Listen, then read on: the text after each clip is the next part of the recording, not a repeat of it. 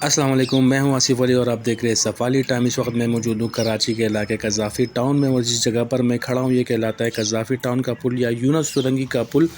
और अगर आप कायदाबाद से सीधा आएंगे मंजिल पम्प की तरफ तो मंजिल पम्प से सीधे हाथ पर फिर आप ये रास्ते इसी रास्ते से होते हुए यूनुस सुरंगी और हॉस्पिटल चुरंगी की तरफ जाएंगे। इस पुल पर काम की ज़रूरत क्यों पेश आई? क्योंकि इस पुल पर हैवी ट्रैफिक और वाटर टैंकर गुजरने की वजह से जो वाटर टैंकर से पानी गिरता है उस वजह से जो एरिया है बहुत ज़्यादा डैमेज हो गया था, जिसकी वजह से सरिया नज़र आ रहा था जो किसी भी वक्त हादसे का सबब बन सकता था। इस वजह से यहाँ पर मशीनें लगाकर सफाई सुथराई का काम जारी है, ये आप देख सकते हैं। और ये अगले दिन की वीडियो है, ये आप देख सकते हैं कि रोड को बंद करके जो ट्रैफिक की रवानी है वो दूसरी तरफ कर दी गई है। और ये कल जहाँ पे मशीनरी काम कर रही थी, कारपेट को रिमूव कर रही थी, जो डैमेज एरिया था उसकी सफाई सुथराई कर दी गई है। और ये आप देख सकते हैं कि अभी दूसरे मरहले में जो कंक्रीट है उसको रिमूव किया जा रहा है, इसको हटाया जा रहा है ताकि जो डैमेज एरिया था वहाँ पे जो सरिया और स्टील था वो सही तरीके से नुमायाँ नज़र आ सके। आप देख सकते हैं कि ये काम जारी है और किस तरीके से अब जारी है। ये मज़दूर लगे हुए, लेबर लगी हुई है और ये एल्टी मशीन से कंक्रीट को हटाने की कोशिश कर रहे हैं।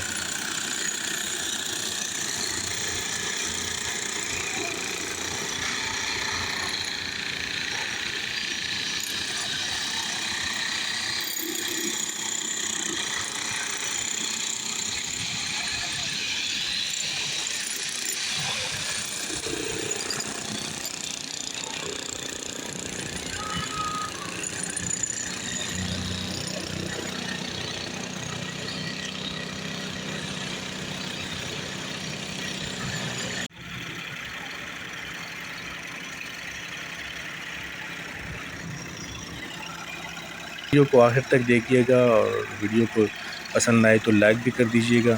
और ये आप देख सकते हैं कि ये वाइट मार्किंग की गई है यहाँ पर।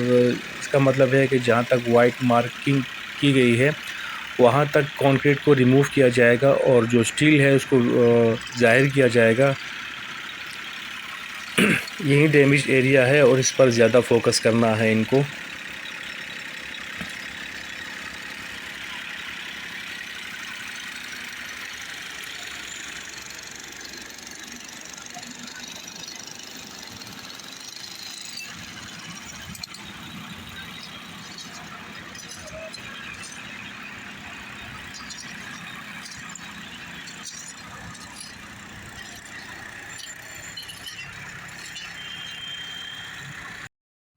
तो इस वक्त हमारे साथ मौजूद है बहुत ही जानी पहचानी शख्सियत इस फील्ड के हवाले से, मसूद साहब, जिन्होंने अपनी ज़िंदगी के 28 साल इस फील्ड में गुजार दिए। तो आइए हम इनसे बातचीत करते हैं और इनसे पूछते हैं इस काम के हवाले से।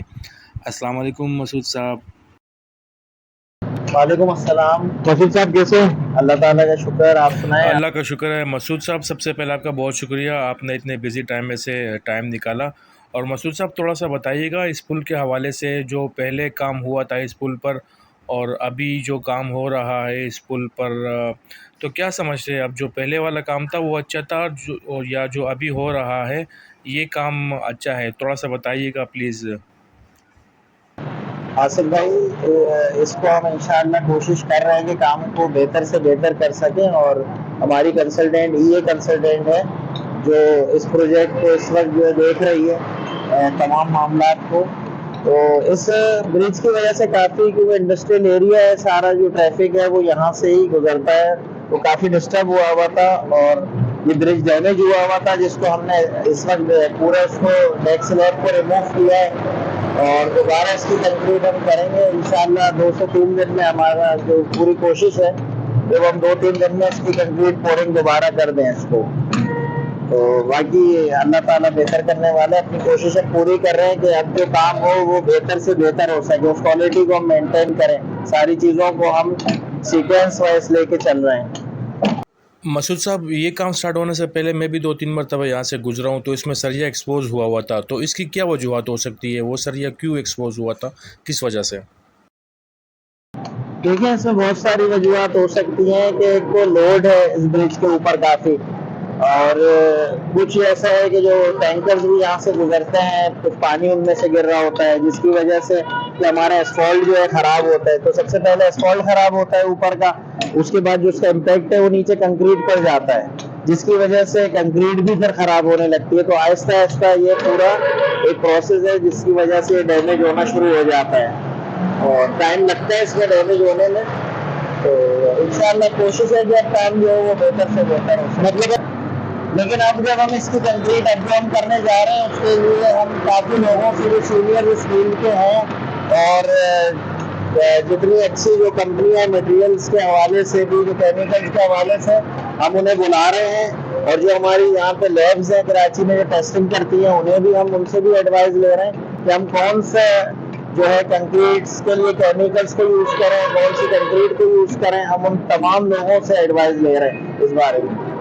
मसूद साहब, जो हिस्सा डैमेज हुआ है इसके लंबाई चौड़ाई के बारे में बताइएगा और ये भी बताइएगा क्या जो हिस्सा एक्सपोज हो चुका है अब तक, इसके अलावा भी कोई ऐसा हिस्सा है जिसको आप एक्सपोज करना चाह रहे हैं, जैसे कि तो हमारा जो एरिया है वो तकरीबन 22 मीटर के करीब है जो लेंथ में है, और इसकी विड्थ जो है वो तकरीबन 6.7 विड्थ है, तो उसको हम कर रहे हैं।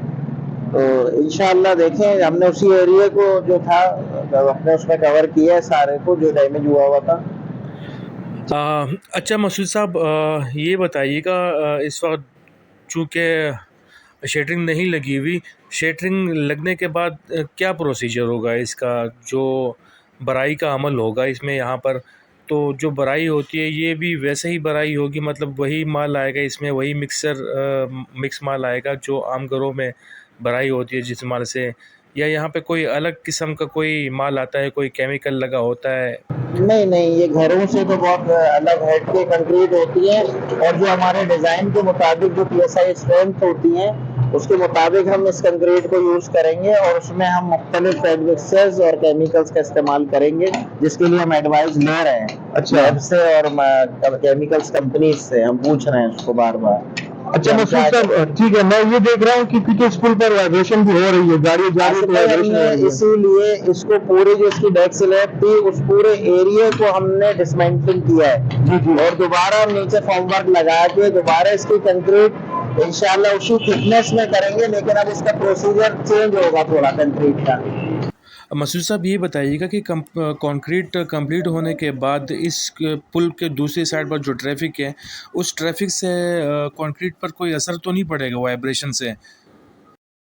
देखें, उसके लिए हम अभी जो है यहाँ का जो एक डिपार्ट है लाठी के नाम से, कि जो पूरे इंडस्ट्रियल जोन को लीड करते हैं, हम उनसे ये रिक्वेस्ट कर रहे हैं कि वो ट्रैफिक पुलिस से ये कहें कि वो इस ब्रिज को तकरीबन समझ लें 24 आवर्स के लिए इसको बंद कर दें, उस साइड को भी जिसमें इस वक्त ट्रैफिक का फ्लो है। अच्छा, ताकि जो हमारा जो कंक्रीट हो उसको सेटिंग टाइम मिल सके कि वो अच्छी तरह से उसकी स्ट्रेंथ हम अचीव कर लें जो हमारी रिक्वायरमेंट है। तो इंशाल्लाह इसकी कोशिश है कि हम सबसे इसमें बात कर रहे हैं इस चीज़ के लिए। चलो जी, बहुत बहुत शुक्रिया मसूद साहब, आपका बहुत बहुत शुक्रिया। Thank you. आप सब लोगों का भी बहुत बहुत शुक्रिया, वीडियो देखने के लिए आप लोग का बहुत बहुत शुक्रिया।